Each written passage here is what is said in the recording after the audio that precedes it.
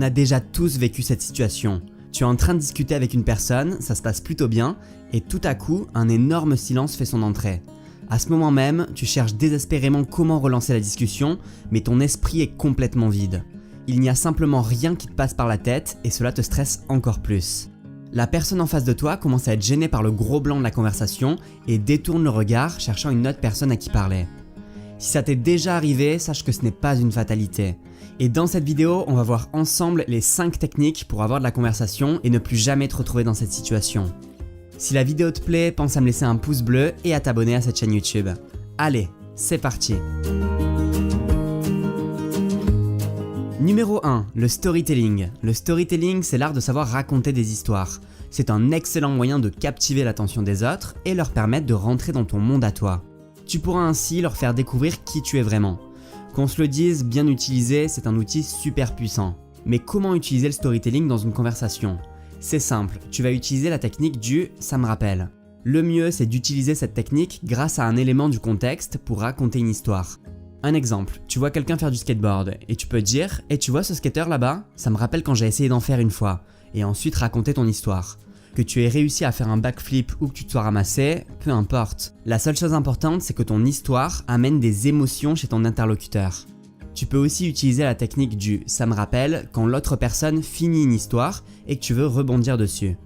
En fait, raconter des anecdotes et des histoires, c'est la manière la plus naturelle d'interagir avec les autres.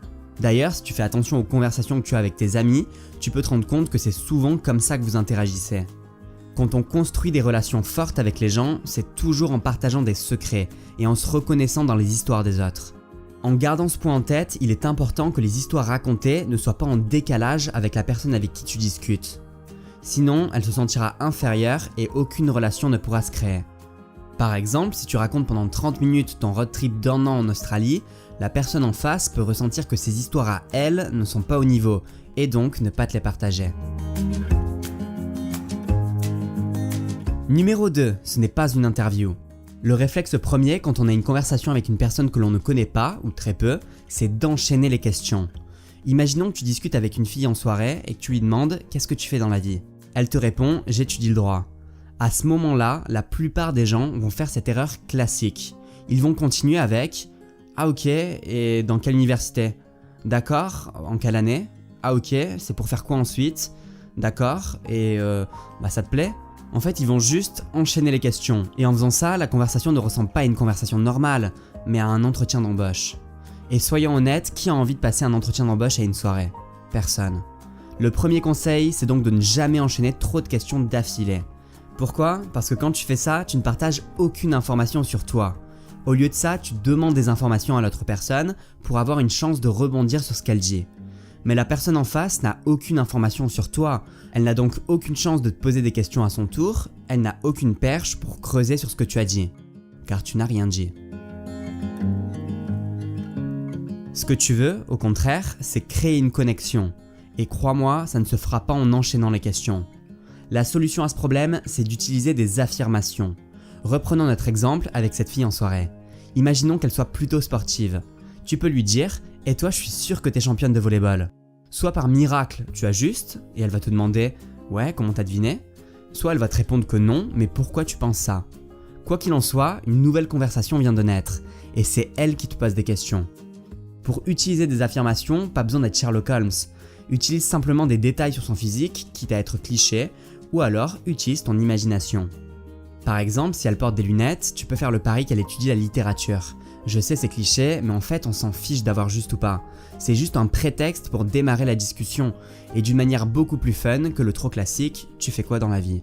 Et en plus avec cette technique, tu ne poses pas de questions de façon frontale, et donc tu n'es pas dans la position de demande d'information. Numéro 3, utiliser des questions ouvertes. Alors là tu te dis sûrement « Mais Philippe, tu avais dit qu'il ne fallait pas poser de questions avant. » Mais en fait ce n'est pas vraiment les questions le problème, mais les questions fermées. Par exemple, tu discutes avec une personne et tu lui demandes « Tu aimes la cuisine italienne ?» Elle va te répondre oui ou non. Fin de discussion, game over. Maintenant, tu lui poses une question ouverte. « Qu'est-ce que tu aimes dans la cuisine italienne ?» Là, elle a le champ libre pour répondre ce qu'elle veut vraiment répondre. Une chose super importante pour qu'une conversation fonctionne, c'est d'être réellement curieux et intéressé par l'autre. Si tu l'es vraiment, tu vas instinctivement demander pourquoi, quand une réponse de l'autre personne va attiser ta curiosité. Grâce aux questions ouvertes et à ta curiosité, les conversations que tu vas avoir seront beaucoup plus profondes que d'habitude.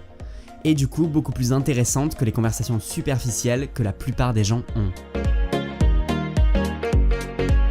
Numéro 4. Faire de bonnes transitions. Dans une conversation, il y a souvent des opportunités pour basculer vers d'autres conversations. Par exemple, si tu parles à une personne et qu'elle te dit « J'adore visiter seul de nouveaux pays, j'ai un sentiment de liberté incroyable à le faire et je peux découvrir de nouvelles cultures plus facilement. » Dans ce qui a été dit, tu peux prendre plusieurs perches. Tu peux lui parler de voyage, bien sûr, mais aussi du sentiment de liberté qu'on ne retrouve pas que dans le voyage d'ailleurs, mais aussi dans certaines activités, comme en se baladant dans les bois ou en faisant de la plongée. Et enfin, tu peux lui parler de nouvelles cultures, mais aussi de celles que tu connais. Alors bien sûr, détecter les différents sujets de conversation demande de la pratique, et il faut s'entraîner. Et je te conseille vraiment dans tes prochaines conversations de te prendre au jeu et d'essayer d'identifier les possibles sujets. Ensuite, c'est à toi de choisir un des sujets et de rebondir dessus tout en gardant en tête les autres. Souvent, quand une conversation se termine, c'est qu'il n'y avait plus vraiment de sujet intéressant à aborder. C'est là que tu peux ressortir les sujets que tu avais laissés de côté en disant tout simplement « Ah mais tout à l'heure tu m'avais parlé de liberté » par exemple, et d'enchaîner sur ce sujet. Grâce à une bonne maîtrise de tout ça, tu ne connaîtras plus les longs silences malaisants dans une conversation. Le 5e et dernier conseil, c'est de trouver un intérêt commun. Les gens adorent parler de ce qui les passionne. Et qu'on se le dise, il est très facile de continuer une conversation pour laquelle toi et l'autre personne êtes passionnés. Alors peut-être que tu te dis, oui mais avec certaines personnes, je n'ai aucun intérêt commun. Et tu sais quoi, ce n'est pas forcément vrai. Parfois il va être très facile de trouver des points communs, et parfois ça sera un peu plus compliqué. Mais crois-moi, tu peux quasiment toujours trouver un intérêt commun. Même si la personne en face n'a pas les mêmes croyances, pas les mêmes expériences, pas le même bord politique, pas la même vie que toi tout simplement, tu vas quand même toujours trouver quelque chose. Peut-être qu'elle joue le même instrument de musique que toi, peut-être qu'elle a pratiqué le même sport, ou peut-être qu'elle a une passion similaire. Quand tu as trouvé un intérêt commun, une connexion avec cette personne se crée, et ça n'est plus un calvaire de continuer la conversation, mais ça devient juste normal et même excitant. Si tu veux aller plus loin sur ce même sujet, je t'ai préparé une vidéo cadeau qui t'explique les 7 secrets pour avoir confiance à l'oral et être écouté. Je te conseille vraiment de regarder cette vidéo, j'ai condensé les meilleurs conseils sur le sujet et tu peux la télécharger en suivant le premier lien en description ou directement à l'écran. Quoi qu'il en soit, je te remercie d'avoir regardé cette vidéo jusqu'au bout, moi j'espère qu'elle t'aura plu et si c'est le cas, alors pense à me laisser un pouce bleu et surtout abonne-toi.